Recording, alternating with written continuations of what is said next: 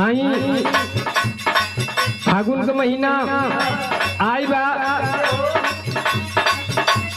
देवर जाए के भौजाई के घरे कहता है भौजी, भौजैया भीतरा से बोला तो कहता का तनी हिने आवा, कहे काहे बदे देवर बताओ तो कैसे।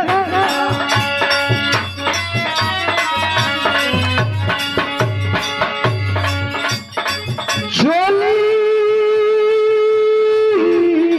चोलिया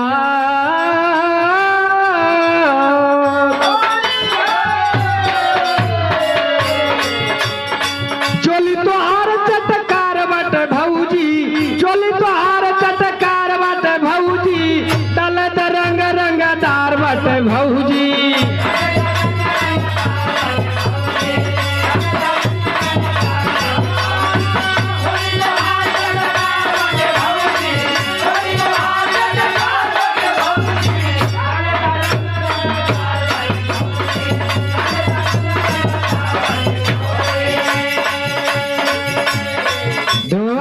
बहुत बढ़िया चोली हो, लेकिन कहनाम का हो गिनत महीना 12 मास गयो राई,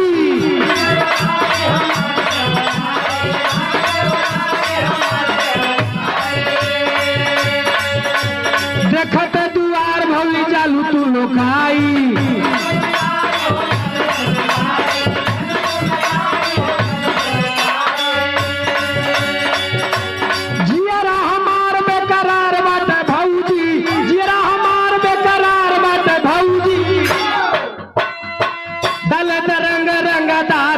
भौजी।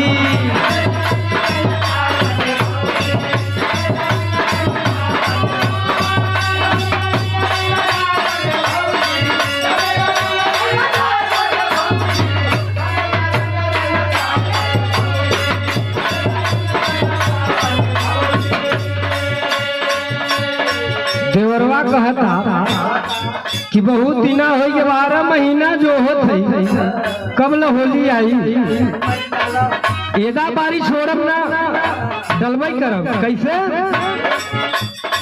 लौरा देवरवा के जानी तरसावा,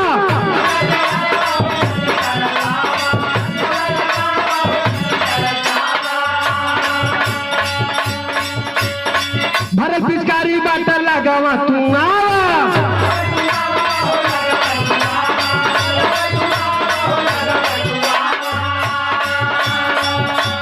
खोली देबू बाजार के वार मोरी भौजी, खोल देबू बाजार के वार मोरी भौजी, दलत रंग रंगदार बाटे भौजी।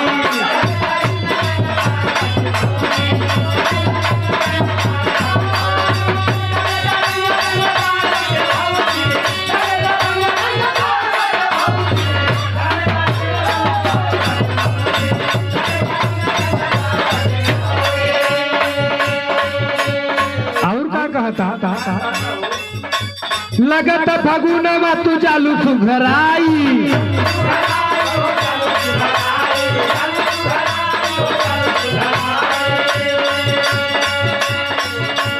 लगत फगुन में चालू सुघराई,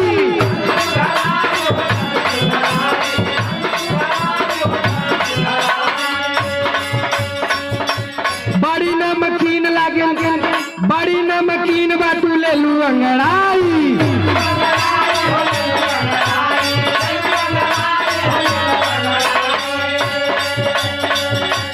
फागुन गया जब बहार बाट भौजी, फागुन गया जब बहार बाट भौजी, दलत रंग रंगदार बाट भौजी।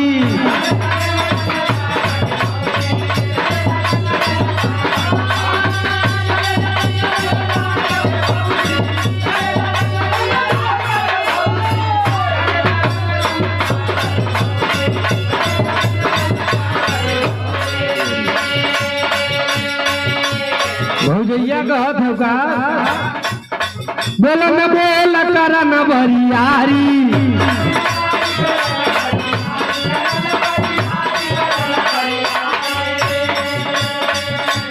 अनिल लाल दही चोलिया के भारी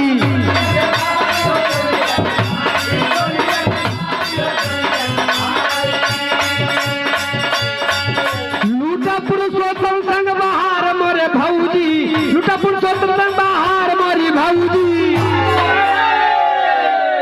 डलद रंग रंगदार बाटे भौजी